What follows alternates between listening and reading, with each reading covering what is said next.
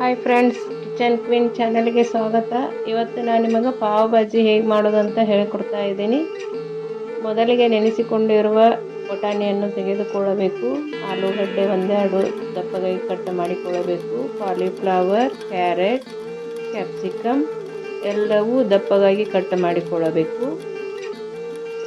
ಒಂದು pressure cooker ತೆಗೆದುಕೊಂಡು ಅದಕ್ಕೆ 1 ಕಪ್ ನೆನೆಸಿಕೊಂಡಿರುವ ಬಟಾಣಿಯನ್ನು ಹಾಕಬೇಕು.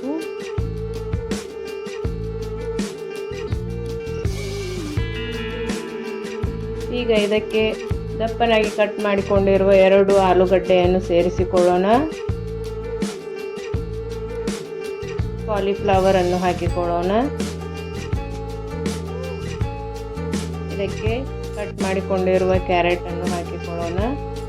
ದಪ್ಪನಾಗಿ ಕಟ್ ಮಾಡಿಕೊಂಡಿರುವ 2 ಕ್ಯಾಪ್ಸಿಕಮ್ ಅನ್ನು ಹಾಕಿಕೊಂಡು ಸ್ವಲ್ಪ ನೀರನ್ನು ಹಾಕಿಕೊಂಡು 3 ವಿಷಲ್ ಕುಕ್ಕರ್ ಮಾಡಿಕೊಳ್ಳೋಣ.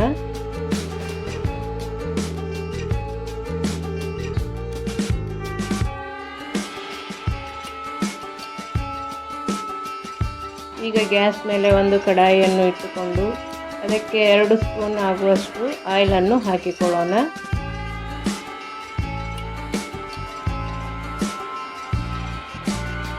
ಇದಕ್ಕೆ 2 ಸ್ಪೂನ್ ಬೆಣ್ಣೆಯನ್ನು ಸೇರಿಸಿಕೊಳ್ಳೋಣ.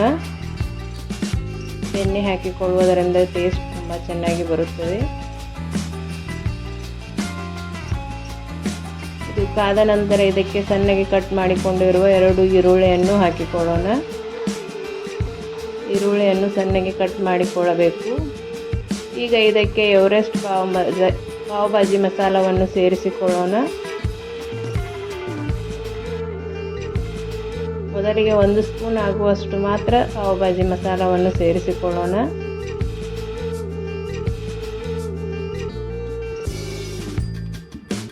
ಈಗ ಇದಕ್ಕೆ ಚಿಲ್ಲಿ ಪೌಡ್ರನ್ನು ಹಾಕಿಕೊಳ್ಳೋಣ. ನಿಮಗೆ ಖಾರ ಎಷ್ಟು ಬೇಕೋ ಅಷ್ಟು ಚಿಲ್ಲಿ ಪೌಡ್ರನ್ನು ಹಾಕಿಕೊಳ್ಳಬಹುದು.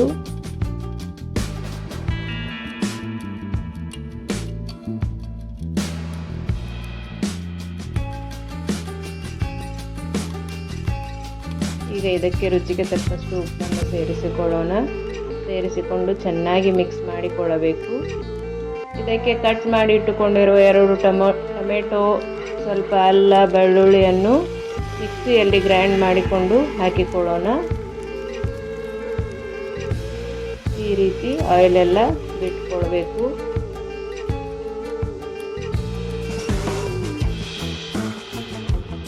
ಈಗ ಕುಕ್ಕರ್ ಮಾಡಿಟ್ಟುಕೊಂಡಿರುವ ವೆಜಿಟೇಬಲನ್ನು ಮ್ಯಾಶ್ ಮಾಡಿಕೊಳ್ಳೋಣ. ಚೆನ್ನಾಗಿ ಸ್ಮ್ಯಾಶ್ ಮಾಡಿಕೊಳ್ಳಬೇಕು.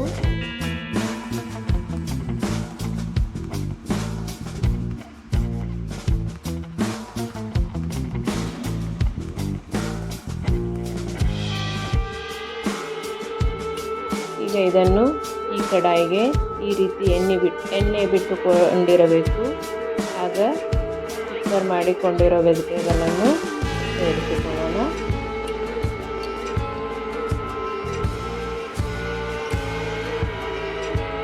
ಈ ಪಾವ್ ಭಾಜಿ 6 ಜನಕ್ಕೆ ಆಗುತ್ತದೆ.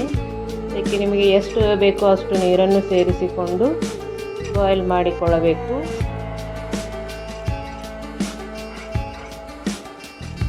ಈಗ ಇದಕ್ಕೆ ಮತ್ತೆ ಪಾವ್ ಭಾಜಿ ಮಸಾಲವನ್ನು ಸೇರಿಸಿಕೊಳ್ಳೋಣ. 2 ಸ್ಪೂನ್ನಷ್ಟು ಎವರೆಸ್ಟ್ ಪಾವ್ ಭಾಜಿ ಮಸಾಲವನ್ನು ಹಾಕಿಕೊಳ್ಳೋಣ. ಈಗ 1 ಸ್ಪೂನ್ನಷ್ಟು ಬೆಣ್ಣೆಯನ್ನು ಸೇರಿಸಿಕೊಳ್ಳಬೇಕು.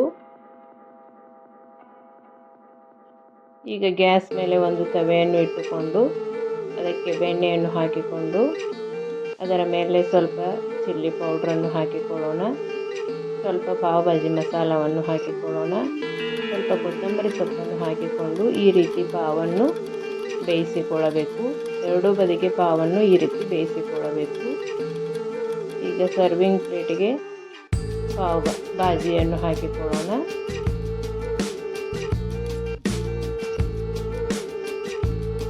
ಈಗ ಇದಕ್ಕೆ ಮೇಲ್ಗಡೆಯಿಂದ ಸ್ವಲ್ಪ ಬೆಣ್ಣೆಯನ್ನು ಹಾಕಿಕೊಳ್ಳಬೇಕು. ಸಣ್ಣಗೆ ಕಟ್ ಮಾಡಿಕೊಂಡಿರುವಂಥ ಕೊತ್ತಂಬರಿ ಸೊಪ್ಪನ್ನು ಹಾಕಿಕೊಳ್ಳೋಣ. ಸಣ್ಣಗೆ ಕಟ್ ಮಾಡಿಕೊಂಡಿರುವ ಈರುಳ್ಳಿಯನ್ನು ಹಾಕಿಕೊಳ್ಳೋಣ. ಈಗ ಇದಕ್ಕೆ ಸ್ವಲ್ಪ ಸೇವನ್ನು ಹಾಕಿಕೊಳ್ಳೋಣ.